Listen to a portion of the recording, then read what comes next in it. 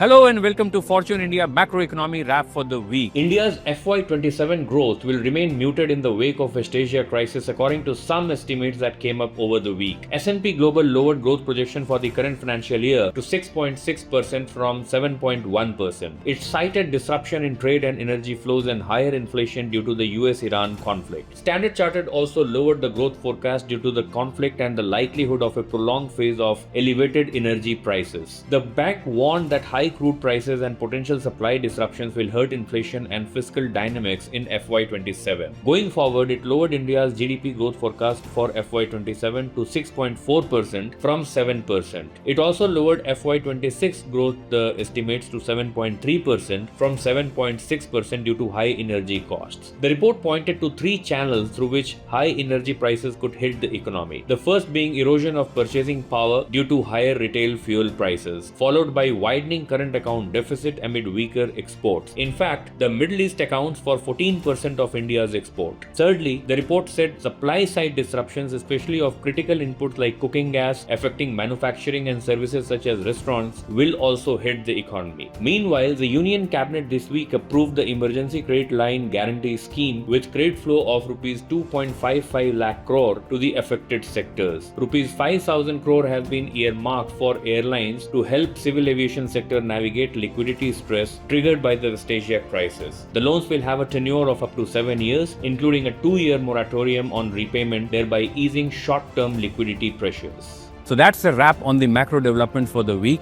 For more news and updates, keep following Fortune India.